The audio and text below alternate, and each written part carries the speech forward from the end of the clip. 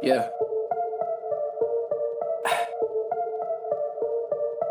who say the way?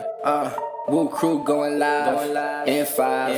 In a time where you walk outside, you got your mask like your name, Mike Myers. Ever met a gang that's lit like mine? You got 10, got Graham, they all part of the fam. We got Fran, got Tess, and calling them in. Professor Ross, who started the plan. Got Lauren and Sajin, yeah, they heading the team. Got Kate and Kelsey, ain't nothing to tell me. Martell and Joe got it hot like Nelly. Saya make the group go higher. Karina, we need it, she'll get it done when it's required. And I'm the one who's supplying all the fire. Woo crew, name a group who fly. Woo crew going live, in five. In the time where you walk outside, you got your mask like your name, Mike Myers. Ever met a gang that's lit like mine? Woo crew going live, in five. In the time when you walk outside, you got your mask like your name, Mike Myers. Ever met a gang that's lit like ours? Gone. In episode 3 of Live with the Rue Crew, we'll be interviewing Death Over Simplicity, also known as D.O.S, also known as Angel Geronimo. In this interview, he will be telling us his deep connections to the Worcester hip hop scene, as well as his goal to impacting the youth in his community. Enjoy. We're just gonna be asking you a few questions about your artistry, your inspirations, and your connections to Worcester. So I guess I could start it off. So the first question we have is, would you consider the Worcester hip hop community to be a music scene? How would you characterize this local scene? You mean overall? Do I consider like the whole hip hop scene to be a music scene? In Worcester. No, I don't think so. I think we got people that do graffiti in Worcester. We got people that do, that break.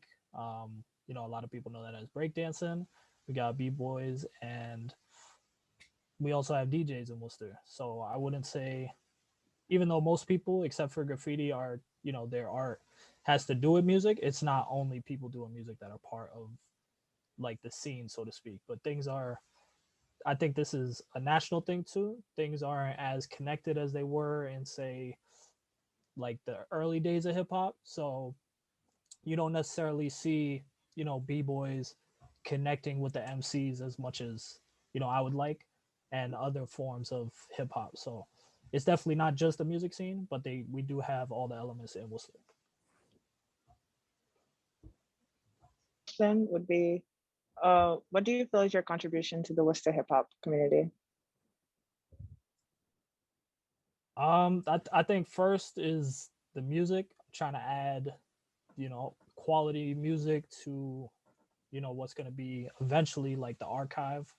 Every city has various artists that contribute, and then when you look back on that, you can see, where people's heads were at, what type of things they were contributing. So, my first passion is MCing, so that's definitely my contribution. And I think other than that, I'm trying to do my best to throw events that bring people that love the music and bring them together and connect with each other and just have some memorable moments.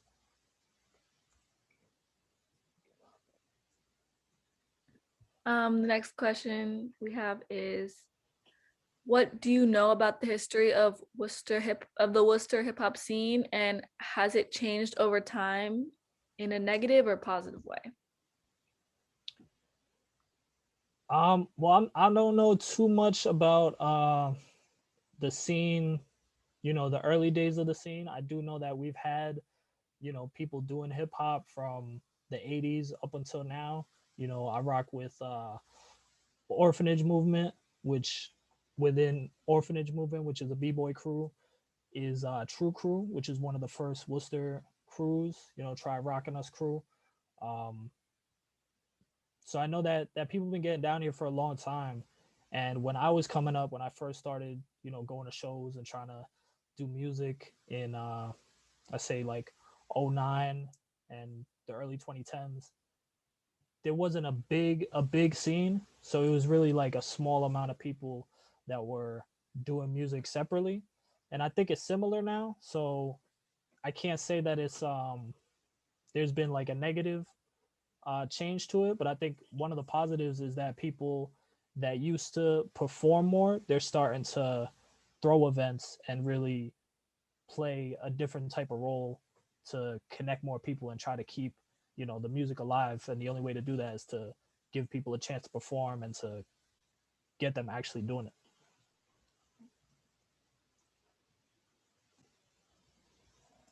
Okay, and I guess our next question would be, what is Worcester's reception of hip hop as a Black American art, and how does it fit within the cultural fabric or like narrative of Worcester?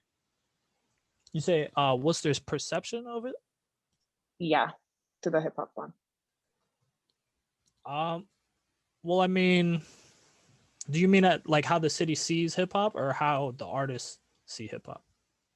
More like, I think, how it's like received in Worcester, like how what people think of it. I don't think it gets the love that it should. Especially on a performance side, you could go to any, you know, whether it's a brewery or like restaurants or different venues, and you could see, rock music or singers and stuff, and people will go to those shows. But when it comes to hip hop shows, people seem to not want to show up, and this has been an ongoing thing from people throwing weekly events where they start to build up a little bit of steam, but it doesn't seem to get the respect that it should, despite the massive amount of talent that's out here.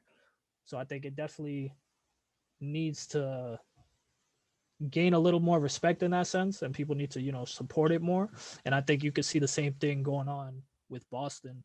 You know what I mean? I don't know if you know about the controversy with the Boston hip hop, or not hip hop awards, but the music awards, where they weren't letting in hip hop artists. I think that same type of dynamic is going on in Worcester. So we might get a little love in like the Telegram, and they might write about us here and there.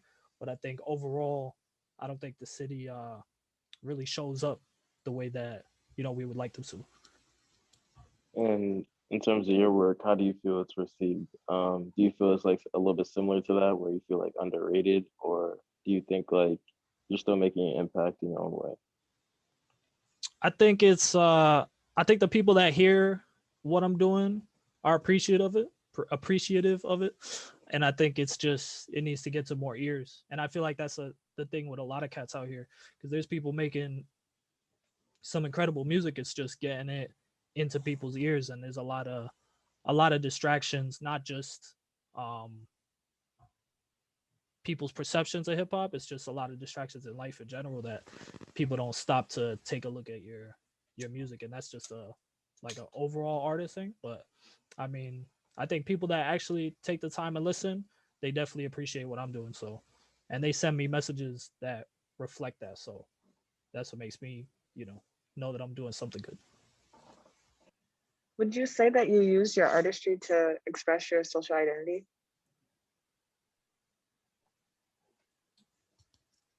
I think for me, it's it comes up, but it's that's not the primary reason that I do it.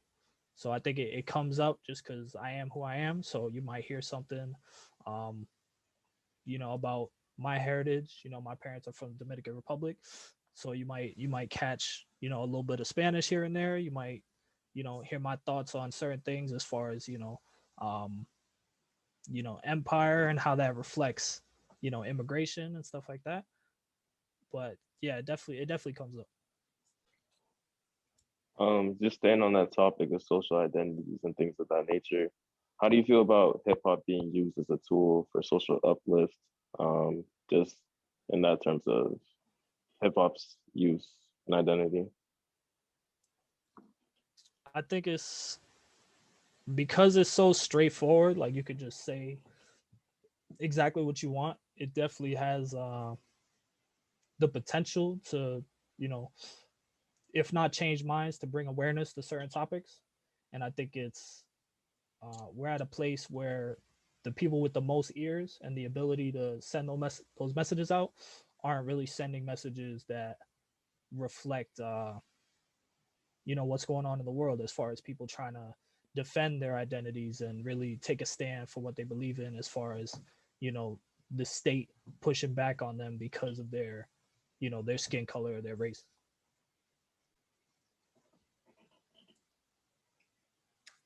Do you think that the Worcester music scene inspired, impact, or changed the music you produce? Yeah, absolutely. I think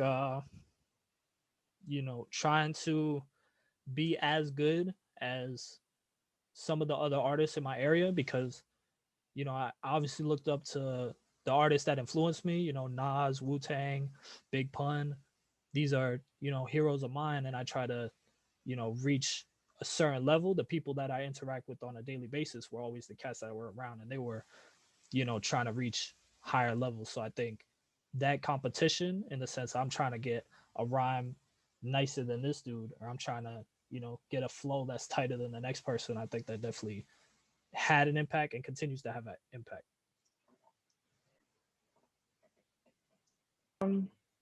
Going back a little to like the social uplift, do you feel as if hip hop has had an impact on the youth community in Worcester?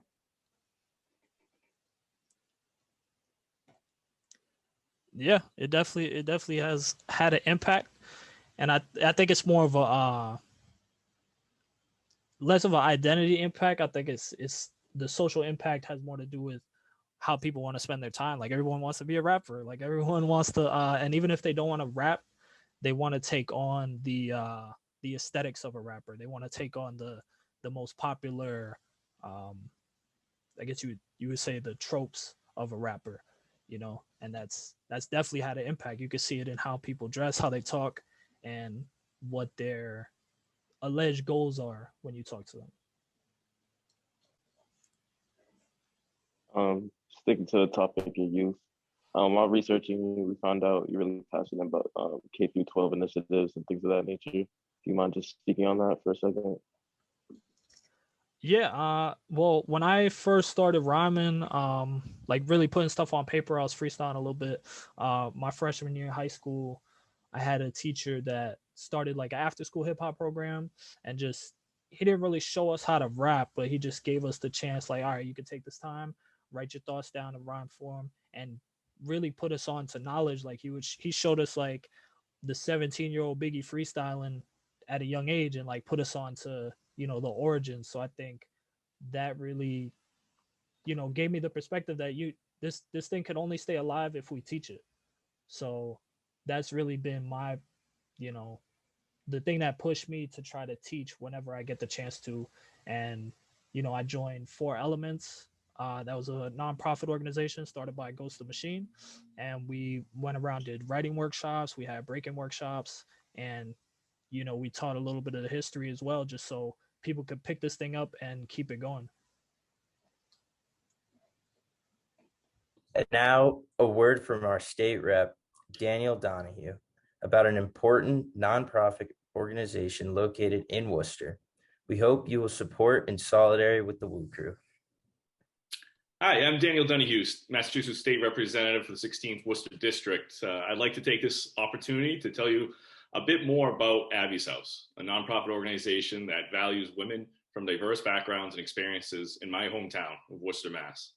The mission of Abby's House is to provide shelter and affordable housing, as well as advocacy and support services to homeless, battered, and low-income women with or without children. This is an important organization in our community, values hospitality, diversity, and inclusion, compassion and respect, women's self-determination, and collective effort. Holy Cross was the first class to help support the women of Abby's House by providing volunteers to staff the shelter dating back to 1976. And Holy Cross students and alumni continue to partner with Abby's House by providing monetary, in-kind, and volunteer support. I hope you'll consider joining us by making a donation to Abby's House in honor of their 45th anniversary. Your donations will help to keep in operation the 79 units of supportive housing and 9 overnight shelter beds of Abby's House. Additionally, your donation will contribute to the wonderful programs of Abby's House, such as providing each woman with an advocate who helps her identify realistic goals and provides her with the tools she needs to achieve these goals. If you are able and willing to make a gift to this amazing nonprofit, please click the link accompanying this video. If you would like to learn more about Abby's House, including opportunities for volunteering, please visit them at abbyshouse.org. Thank you. Thank you for your time listening to our state representative talk about this great opportunity to support the Worcester community. And now back to the Woo Crew for more excitement.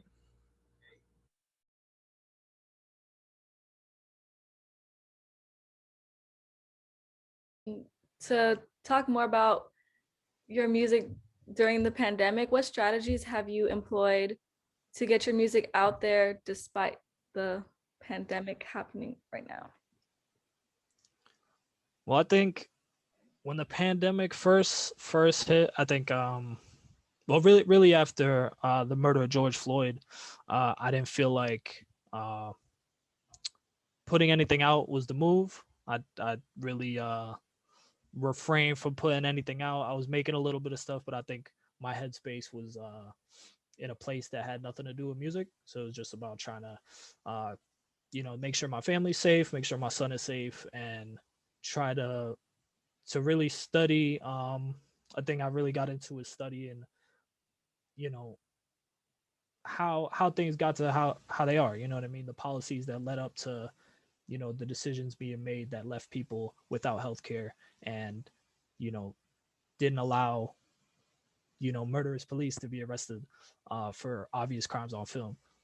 But I think so for a few months, I didn't put anything out. And then at the end of the year, I decided to release some instrumental music and also a few tracks just talking about, my feelings on, the protests and the pandemic and stuff. So I think by the end of the year, I decided to put some stuff out. Beginning of this year, put a little bit of instrumental music out. And I think I'm finally getting to somewhere to synthesize, my thoughts about what's going on and put them out to the world.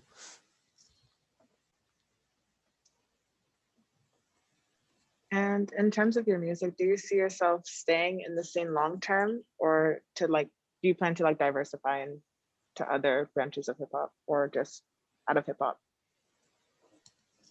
Out of hip hop, nah, I can't see myself branching out of hip hop. I mean, I could definitely, I have friends in bands, they do, funk music, techno. I have a friend that, has a metal band, and I could definitely, collaborate with other people and, put some rhymes over there. But I think hip hop is my home creatively. And I also break, you know what I mean? I've been doing that for a number of years. So if ever the rhyme stops, which I doubt, I'm always going to be breaking. I'm always going to be doing something hip hop. In terms of your stage name, Death Over Simplicity, how did you settle on that? And what does it exactly mean to you? So Death Over Simplicity, it's basically like my philosophy on art and living a life that is creative. Because I think, a lot of people, one of the big questions in philosophy is what's the purpose of life?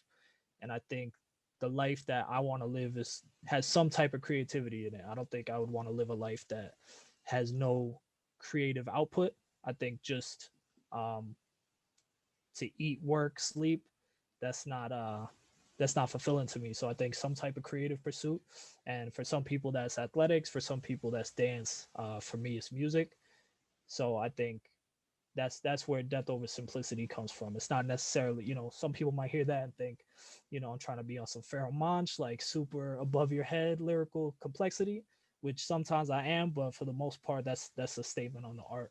And I think everybody has that spark in them, and not necessarily have to show it to the world. Some people just want to paint for the sake of painting, and I think that's beautiful too. But I think not doing anything creative or letting that creativity out of you, I think that's kind of the opposite of how I wanna live my life. Well, on earlier, you kind of touched on your break dancing. So I was wondering how or when did you start? And if you had any beginner tips for anyone who wanted to start. Yeah, I started, I think it's 6 years now. So I started learning from B-Boy S1, who's from Worcester, really, really dope. If you see him break, he's just incredible. And he was breaking at a community center called Southeast Asian Coalition, where I was volunteering at, and I started learning from him, and then through him I got introduced to the wider crew of b-boys from Worcester that included Symptoms Crew and True Crew, and True Crew is the crew that started back in the 90s. So and that just it replaced for me my gym schedule. So I used to run and lift and stuff like that, and then as I started breaking more, I'm like, I don't need to do all that. Like I could do this is the full body workout, and I'm learning something that involves hip hop. So now I'm hearing beats different. I could understand, oh, the b-boys might like this bass line is dope for a break, or I could hear what a b-boy would like and what moves me in a way that I didn't before. And I think for any beginners, I think you should definitely just hit YouTube and get some of the basic steps.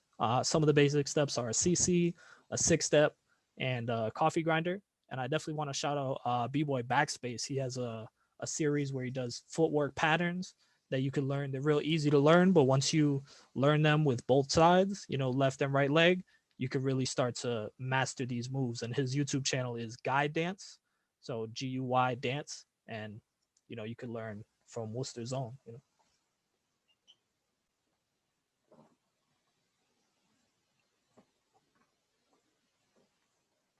So on your Instagram, we saw that you were either familiar with or you read the Hip Hop Wars by Trisha Rose. We read that in class. We've had multiple excerpts that we went over. So we were just looking to see what were your opinions on that or your biggest takeaway. I think one of the biggest takeaway is how legislation could affect things. I think her mentioning of the Telecommunication Act of I think it was 93 that allowed all these companies to consolidate all these radio stations, and then her just breaking down the stats, just put in like from this year all these radio stations across the country are playing the same thing, and that had a huge impact on hip hop. And then on the ground, like person to person, it seems like it's almost conspiratorial. Like, doesn't it seem like it's only the same things getting played over and over? And people talk about this, like, yeah, in the 90s there was a shift, and then when she breaks down why that happened and that it did happen, it just puts facts on what was like a suspicion in the air for a long time. Like all the arguments in that book, I've had those conversations for years talking about hip hop, and it's dope to have a place where all the relevant stats are together and just compiled in a way that takes the best parts and the worst parts of anti hip hop and super pro hip hop arguments, and just brings more nuance to it. Because that's the type of discussions that artists have. They just don't usually have it over an interview or talk about it in the press, because that's not really going to sell an album, or so-called music journalists don't really ask those type of questions. Going back to your work, what do you think is your favorite piece that you've created, and why? Favorite piece?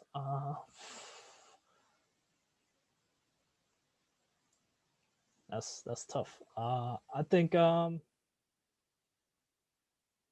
now, I have a song called Freudian, and that's a play on the term Freudian slip, from this album or EP called Freudian Spit. So Freudian is like I imagine people with afros, if we were our own like alien people, you know what I'm saying? That's a Freudian. So I think the flow and the lyrics that came together on that were, I think, some of my best, and I really enjoyed that.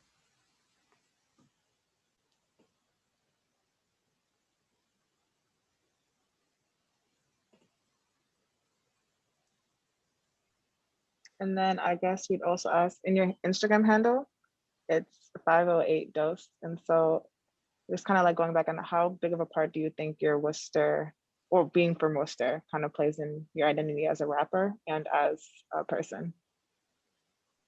I think it plays a huge part. I will say that I put that in there because just regular D.O.S. was unavailable, but but I think this city has a lot of people from a lot of different places, and from a young age, you're at least from where I came up in Maine South, and there were Asian people, white, black, Hispanic, different languages being spoken, and I think that has played a huge part in who I am as a person.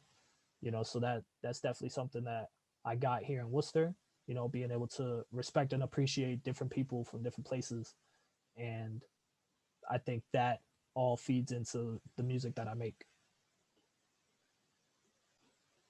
Um, I guess for our last question, I just want to ask for someone that's not familiar with hip hop or a beginner into hip hop, what's one thing you want them to take away when they listen to your music or any type of hip hop?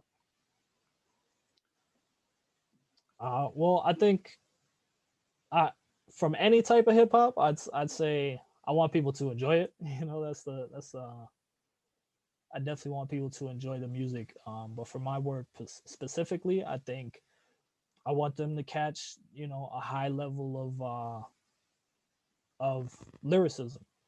There's double entendres in there. There's metaphors. There's alliteration. There's all types of poetic techniques. And even though it's happening within the 30 seconds of every 16 bar verse, like there's a lot happening that can be broken down. There's references to history and other music. So I think that's what I want people to take away from it. When I was coming up listening to people like MF Doom, he makes 6 7 references within like 3 or 4 bars.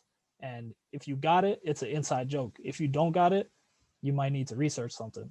So that's the same approach I take. So I want people that listen to my stuff to either laugh with me, catch the jokes, catch the references, or if you hear something you don't know, research that. You might need to read a whole book to catch one line, you know what I mean? And then you get greater insight that might affect, your studies outside of the music.